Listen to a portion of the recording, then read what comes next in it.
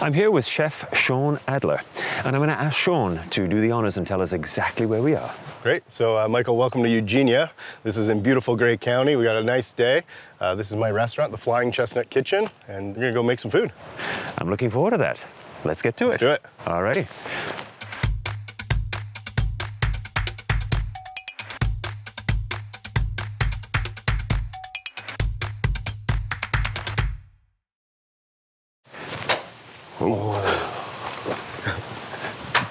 So this is how you get the fire started? This is it. Amazing. There we go, look at that. Awesome. So Shawn, I'm guessing this is a real workhorse of an oven. It really is. Who built it for you? So I built this with my good friend John Davies. I apprenticed with him for a few years, doing stonemasonry while the restaurant was under construction. So wow. It's a real labor of love. A lot of this stone came from right here on the property. So. And how often do you use it? Every single day? Not every day, no. It's kind of a process to get it going, it's special occasions. And this is a special occasion for sure. Yeah. So first in goes the paper? Yep, let's do it.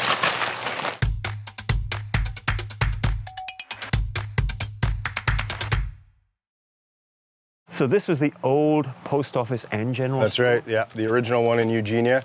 We named it the Flying Chestnut after this old chestnut tree. I owned restaurants previously and wanted to get in this area, and really I wanted a general store. That was important. It's not a church for Christians, it's not a schoolhouse for children, it's a general store. Everyone is welcome, and that was sort of the idea. You know, there's no tablecloths. You can come in with your muddy work boots. The food is approachable, like what we're gonna make today. It's good, hearty, big portions, fair prices, with a little creativity. So tell me a little bit more about the food, the cuisine that represents you, the restaurant, and the neighborhood, Eugenia. Here in Eugenia, what we have a lot of tourists. We have a lot of weekenders from the city that own property here. I wanted to appeal to everyone. So what we do is sort of bistro cuisine. We use a lot of local, a lot of organic products. So is the cuisine that then you serve classical French based? Is it sort of modern? Is it Italian skew to it? Right. Or does it speak to your cultural heritage? French bistro cuisine was how I was trained. I'm classically trained the Stratford Chef School, and I really took that knowledge and sort of imparted it here. But we have a blackboard menu, so it changes. You know, you may see a French dish, an Italian dish, or inspiration from numerous cultures, an indigenous dish. It really depends on the time of year and what's available. So today, I really wanted to highlight harvest flavors, things that are ready in farmers markets right now that you can pick up and make a delicious meal with. Shawn, our fire is roaring away there. Oven is going to get hot. It's time to get a little prep done. What are we actually going to be cooking? Let's start with our vegetables, because we're going to put those as a base in the cast iron skillet. Then what we're going to do is put the pork right on top. So where did these vegetables come from? So these are just farmers market vegetables right here in Grey County. I'm just going to top and tail them. Right now the fall is great for root vegetables, of course. So I've chosen these like small little beets. And what we can do is just toss everything back in that bowl. And what we'll do is we'll toss it with some olive oil, salt and pepper. Maybe just take the tops off. Completely off? Yeah, just the top, and we'll leave the carrots nice and long. They'll look really great when we present them. I'm leaving all the skin on. I'm a lazy chef, or a country chef, I say.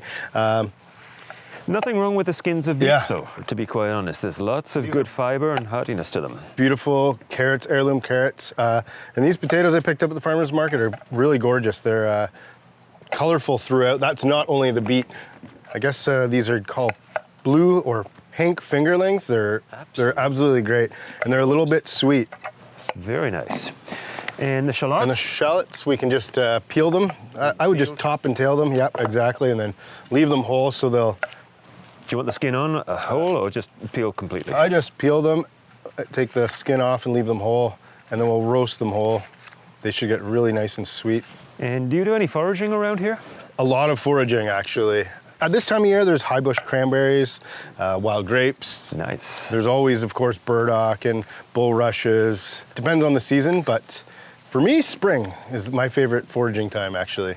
I have no doubt of that for most chefs. How important to you is bringing in your Indigenous background to the dishes that you serve at the restaurant? Here at the Flying Chestnut, our menu is a revolving menu, so really the inspiration comes from cuisines from all over the world. But certainly at Powwow Cafe especially is is where I really sort of bring out my Indigenous inspiration. Your Indigenous roots. Yeah, but here, we'll do, Indian taco days at the Flying Chestnut, and we'll bring in elements of my indigeneity for sure. But here at the Chestnut, it's really inspired by the seasons and what's local and growing right here. I understand you didn't live on a reservation per se. So how was that information passed down to you as a young chef exploring the world of cooking? For me, being in touch with my Indigenous side was really my mother bringing us to powwows, being with family, going up to the reserve. My mother lived there till she was 6, but then went to residential school. So now with the reestablishing of the community, it's really a way to get back a community. You really need somewhere, a body of land where people can get together. And really that's what happens here at the Flying Chestnut. It's a sense of community, powwow cafe, really sense of community. So when you have a land base, it really fosters community. It certainly does. I think that is so important, to have an anchor, so to speak, Absolutely. where community can gather, share ideas, thoughts, and express who they are, where they've come from, and the challenges that have been faced. What's the next step with All our right. pork dish? Oh, let's get these vegetables, just a little bit of olive oil. Okay. We'll toss them. A little seasoning. Some salt, a little bit of fresh cracked pepper. Yeah, a little rosemary, why A not? little rosemary. That's great. There we go. So this is nothing fancy other than beautiful local vegetables. That's gonna just roast beautifully. What we're gonna do next is, this is Ontario pork.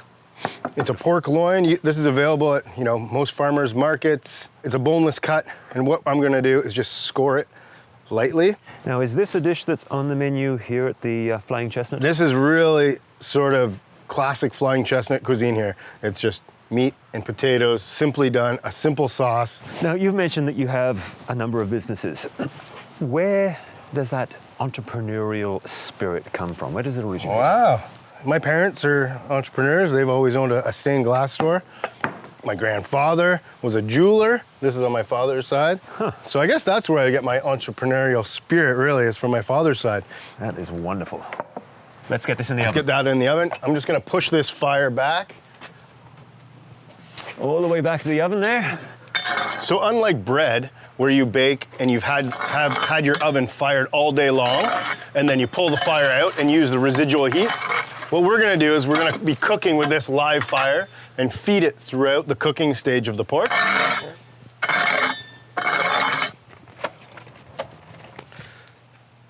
So that should fire back up as it starts to suck the cold air from out here. It'll spark up. It's gonna create a nice convection in there, have the heat cycling around.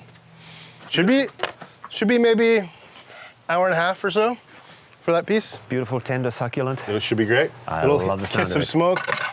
I'll just put it right there, and while that's cooking, let's get to making our garnish and a nice sauce. I'm down for that. So it's fall, we're in apple country here. The Beaver Valley and all the way to Thornbury and Meaford is full of apple farms. And this is apple season. And this is apple season, so I figured why not use some apple cider? Now you gotta be careful making this sauce because apple cider is quite acidic. We're gonna try to reduce this down a little bit, and then we'll add cream and butter. It's a delicate balance. We don't wanna curdle our sauce, but it's gonna be a really nice addition to go with the pork. The ultimate station in the kitchen is the sauce station. Yeah, absolutely. And every chef longs to be that magical sauce cook. So our apple cider is reducing. I see we've got some gorgeous looking cream and some and beautiful butter. That's So right. it's sweet and delicious. a Sweet little and bit delicious tangy. at the same time. And while that's heating up, we might as well begin our little garnish.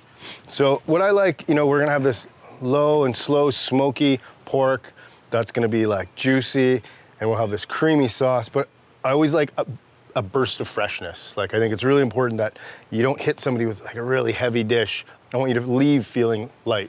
And Yes. that's what I find when you add some green to a meal. And that's the magic of ingredients that can do that. This is broccoli and radish sprouts, Oh, nice. and some nice, just Italian flat leaf parsley, Yeah, a good amount of that, I see. and some fresh basil. You gotta love fresh basil. It smells so great. And again, I'm assuming that herbs will change as the season rolls along, Absolutely, yeah. whatever's in season. We're out of chives, of course, because chive season is early in the air, but yeah, and then some fresh dill. And I'm sure you put some flower in there, flowers, Flowers, petals, yeah, whatever's absolutely, around. yeah. Gorgeous. Now, tell me about some of your other businesses that you currently operate.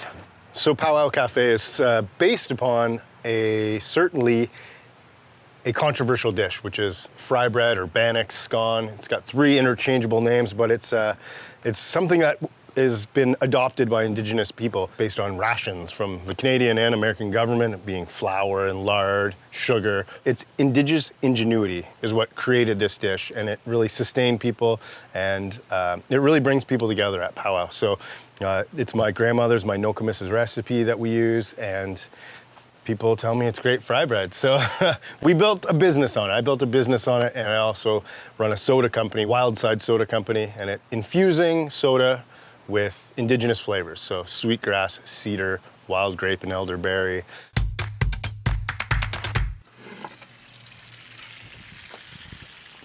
Let's check this out, Michael. Wow, look at that.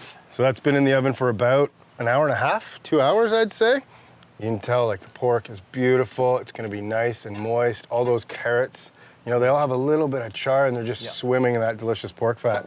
So now we're gonna let the pork rest. Let's let it rest. We'll work on finishing off the sauce. Yes. God, the aroma that's coming off that right now is just So driving me good. crazy. This was our apple cider, and it's just reduced by at least half. Yep, to a It's good thick perfect. syrup. Yeah. Packed full of flavor, right? Oh, it's gonna be so sweet and appley. You can add just a little bit of that, 35%. This is heavy cream, whipping cream. Heavy cream, you tell me when. That's great. Enough in there so we don't, the acidity doesn't curdle our cream. Yep. We'll just get this to a boil, a couple nubs of butter, a pinch of salt, pinch of pepper, And we're done. and we're done. I'm also gonna just dress. This is just a nice light herb salad. Just a little bit of Oil. olive oil, maybe a pinch of salt, pepper. You can put a splash of that. Splash of the Yeah. apple cider. Perfect.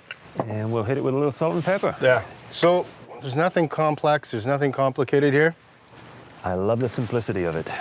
but really nice, fresh, bold flavor. A couple of knobs of butter to the sauce.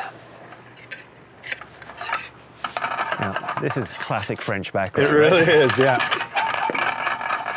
So just jiggle the pan to work the butter into the sauce. That's it. I think I'll start plating here. Whoa, you can see that juiciness My just goodness. squirting out. You can see how nice and moist it is. Like, it's really, really beautiful. That is beautiful. Look at that. You can see, there it did get a little smoke, as you said. See the Yep. little smoke ring? You got it. But you can hear the juice in it. Yeah, you really can. You know, pork is such an underrated meat. Yeah, and it's so simple. So tasty, so affordable, so approachable. That's beautiful, Ontario pork. I'll just plate it with all our delicious, whoa, that pan's hot. It just came out the oven. What do you expect, chef? Yes, it. These lovely fingerlings, you can see how they're sort of pink inside. Lovely stuff. And all those carrots. This is, to me, this is fall, autumn. This is really what it's all about. Oh my goodness. That looks amazing. Chef, there's the sauce. Oh, thank you so much. That's perfect. We'll just, You're just saying that to be nice. that's perfect. You've done this before. Just all over our pork like that. Oh my Lord. Dinner. I'm in the flying chestnut kitchen That's heaven. it. That looks fabulous. Let's take it to the table. Let's go eat.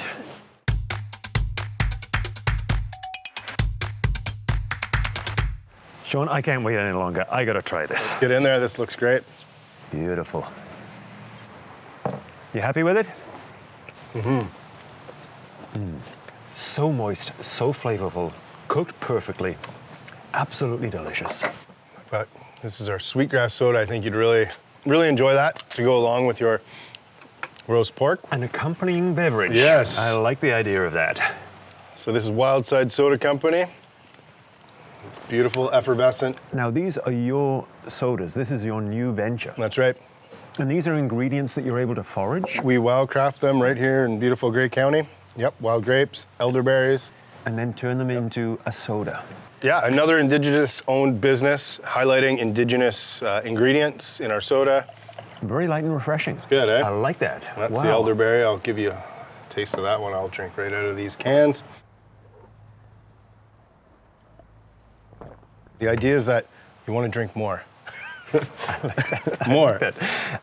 About your entrepreneurial spirit. You know, I see you as part chef, part entrepreneur, part concept creator. Right. How did that come to be?